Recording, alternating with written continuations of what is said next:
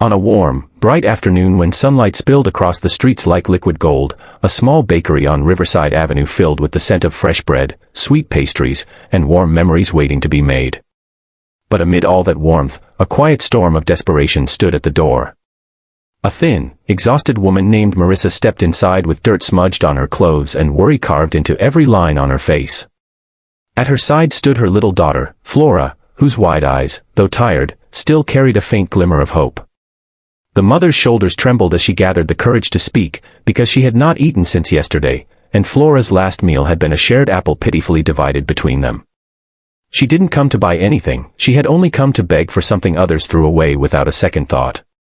If you believe kindness still matters in this world, if you believe second chances can save someone's life, please take a moment to like, comment, share, and subscribe to Kindness Corner. Your support helps us spread stories that heal. Inside the bakery, everything felt painfully luxurious to Marissa, rows of fresh loaves stacked neatly, pastries glazed like jewels, cakes decorated as if for royalty. She lowered her gaze to avoid the stares she feared would burn holes into her dignity. Flora clung to her sleeve, her small fingers trembling. The mother approached the counter with hesitant steps, the floor almost feeling too polished for dusty shoes like hers. The employees looked up, their polite smiles fading slightly, unsure of what to expect.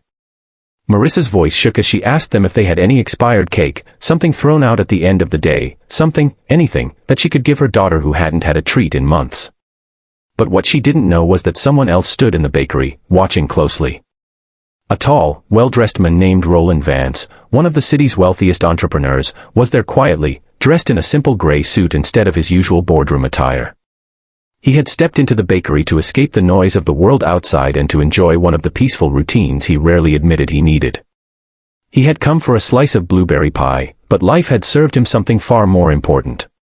As Marissa spoke those heartbreaking words, Roland felt something shift inside him.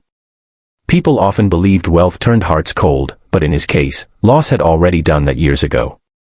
He had buried his wife and daughter after a tragic accident and locked his heart behind walls money couldn't fix. Yet here, in the soft daylight of a quiet bakery, a weary mother's trembling voice cracked open a corner of that broken heart. Marissa stood frozen as the workers awkwardly exchanged glances. They wanted to help, but their boss had strict rules against giving away food before closing. Her cheeks burned with shame as the silence thickened. She thought about turning back, escaping the embarrassment, pretending she hadn't asked. But hunger had a way of welding a person to hope, even when hope felt like a wound. Flora tugged gently at her sleeve, her eyes drifting toward a strawberry-topped cake behind the glass. She didn't ask for it. She wouldn't dare. Children like her learned early what dreams were allowed and which ones weren't. Roland noticed everything, the way the little girl hid behind her mother, the way Marissa tried so hard to stand tall despite the weight pushing her down. He could almost hear echoes of his own daughter in Flora's small hands and hopeful silence. Something inside him broke in the most human way possible. It wasn't pity. It wasn't charity. It was recognition, the recognition of suffering he knew too well. In that moment, he didn't see a homeless woman or a starving child.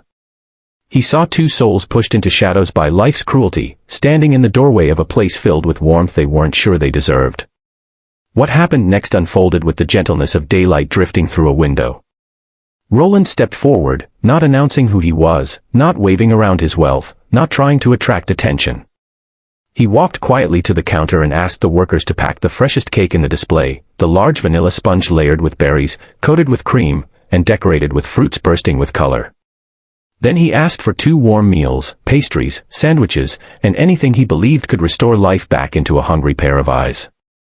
Marissa watched in confusion, unsure why a stranger was making such a large order. When he turned to her, she braced herself for a lecture or judgment, her heart tightening like a fist. Instead, Roland simply placed the bag gently on the counter, nodding for the cashier to hand everything to her. His voice stayed calm and steady, thanking the staff and wishing them a good afternoon, as if his act of kindness was the most ordinary thing in the world. He didn't wait for applause. He didn't wait for gratitude.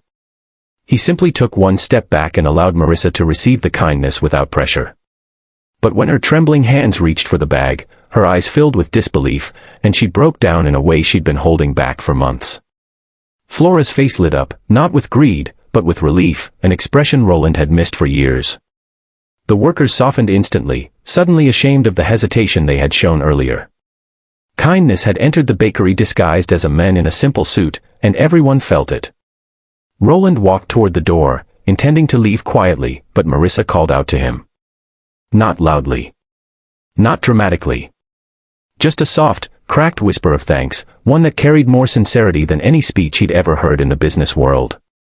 Roland turned, and for the first time in years, he smiled with the kind of warmth that touched memories instead of breaking them. He told her to take care, no names, no instructions, no conditions. Just humanity. As Roland stepped into the daylight outside, the sun seemed kinder, the wind gentler. He realized that the world still had room for healing, that helping someone else had stirred something alive inside him he thought was long gone. Marissa and Flora sat on a small bench outside the bakery, sharing cake with the joy of people who hadn't felt seen in too long. Their smiles, though quiet and tired, looked like the sunrise of a better day. And Roland understood that sometimes it wasn't grand gestures or millions of dollars that changed a life, it was one moment of compassion delivered at exactly the right time. If this story touched your heart, please make sure to like, comment, and share this video, and subscribe to Kindness Corner so we can continue spreading these powerful true-to-life stories. Before we end, tell us in the comments, do you believe small acts of kindness can change someone's entire life? And with that, the story closes on a warm afternoon where a simple question about an expired cake led to hope, healing, and a reminder that humanity still shines, especially in places where no one expects it.